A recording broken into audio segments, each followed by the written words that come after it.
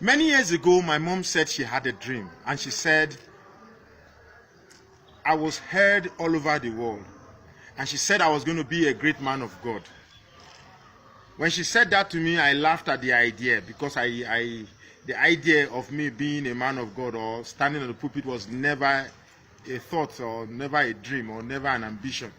So I was wondering why such a dream should come to her. At the time, there was no GSM, people had no phone to reach themselves. Today, I see my calling and I saw her dream. May the soul of my mom rest in peace. Today's video is going to focus about the stupidity that is abound in the Christendom. Because I look around and I see a lot of Christians, and what I see are indeed, if you forgive me, except for a few who are delivered, are a bunch of very senseless people. I've continuously asked myself why the sons of the caliphate find it easy to manipulate Christians. And that is because our men of God have failed.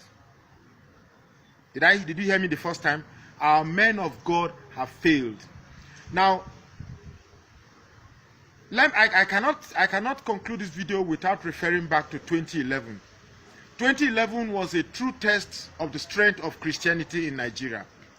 At the time when Buhari said Christians should vote for Christians and Muslims should vote for Muslims, the thought was that there were more Muslims, or Muslim population had more strength to determine who rules the country.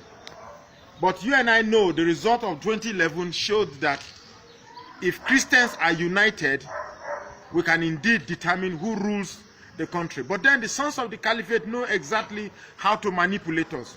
All they need to do is just to come up with one narrative to describe a Christian, and the rest of us follow suit. In fact, the very intelligent one will be the very first people to say, what they are saying is true. We had a Goodluck Jonathan who ruled this country. All the sons of caliphate needed to do was to say he was clueless. And the very people who championed the idea was the same Christians themselves who said their own was clueless. Today we have a very inept, very clueless administration, and what are the sons of caliphate saying? They are saying he's a man of integrity, they are saying he's a man of everything good. When you and I know indeed that this is the most clueless and the most backward administration that Nigeria has ever had. Now, why are Christians really this daft and easily manipulatable by the sons of the caliphate? The truth is that our men of God have failed. Our men of God, instead of building multitude or gathering flocks to God, they have ended up gathering idiots as members of their congregation. Let's not take the fact that Christianity has really grown. The number of people that call themselves Christians, souls that are being won to God every day, are much. But the truth is that when eventually they come to this congregation, what exactly do they turn up to be? Because I see when Christians are faced with the issues of politics, they don't get a single idea of how to get a concrete decision on how to, tackle some of the challenges that the sons of the caliphate posed before us. Now let me tell you, assuming there is rapture today and everybody goes to heaven, and God decided to sieve through the souls that our men of God have won to our Almighty Father, our Almighty Creator, and he picks an Osinbajo and he asks, who brought this idiot to heaven? Then Adebo will walk out and say, here am I, Lord. This idiot is one of my congregation. How does that feel?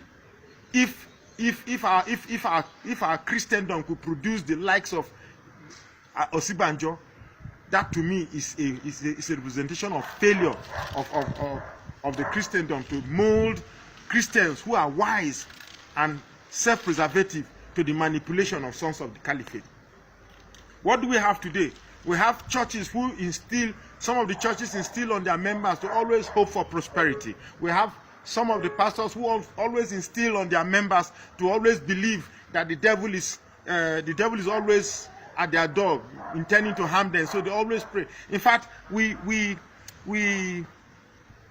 Christians today emphasize more on senseless sentimentalism than tackling what the manipulation of the sons of the caliphate. Now, if I say so much without bringing a solution, then this video is pointless. But let me emphasize that the reason why we are so confused, because our men of God have failed to instill on Christianity that what is really paramount in us today is determining the best decision to safeguard the body of Christ. The different denominations we have, like Redeem, and by the way, Mr. Adeboye, I made a video once about you. I don't want to spend this entire video on you again. The truth is that God is watching you. I know people here, the people that you call members of your church, see you as God. But I want to tell you that God is watching you. What you are doing to Nigeria today by aiding, consciously or unconsciously, the sons of the caliphate through the choice of Osinbajo, who is a vice president to them, I believe that God will judge you. God is watching you. It is time you to retrace your step and call Osinbajo to order. Osinbajo is an instrument that is splitting Christianity apart. And if you don't do it, I want to tell you that God is asking me to call you. I am not a man of God, but God is using me as an instrument to reach you. That you, Mr. Adeboye, senior pastor or GO of Redeemed Christian Church, you should call Mr. Osinbajo to order. Having said that, some pastors are telling their congregation that when you go, you should pray that God should lead you who to vote. Why should you pray? I don't believe that. That to me is a senseless advice. You have a plate of rice. One has a muscular chicken. The other one has bottles and spoons and bottles, razor blade and nails. And you're asking me to pray which of the plate of food to eat. Of course, I know which to eat without necessarily praying. The truth is this. Christianity is filled with too much hypocrisy, and it's time we begin to eradicate such hypocrisy in our midst so that we can actually get to the bottom and preserve ourselves. In 2011, we came together and we were so strong and we determined what should happen in Nigeria. And now that we are divided, we are less powerful. It's so simple. Any Christian going to vote for what is going to destroy it, that to me is the very base of the stupidity I'm talking about in Christianity. And those calling for boycott, believe me, I know your pains, I know your frustrations, I know how sad it is that you are in a country that you are less, that a country that describes you as less than nothing, particularly the people from my brothers from the eastern region. But I want to sincerely say that boycotting is not a political game plan here at all. Boycotting is not a political game plan. So I want to urge that, yes, in as much as we feel pain by the marginalization in this country, but boycotting, let's unite. I believe if we come together and exert the same power we did in 2011, we could still get this man out. I think the ultimate challenge among us is to restore the strength and pride of Christianity in Nigeria. The idea that we all have different thoughts, the people of the Redeemed Christian Church are sentimentalized because their son is a member in power, and therefore pretend to be confused on who to choose. Very recently, the wife of Osinbajo said he was applauding his husband for doing such a good job in governance.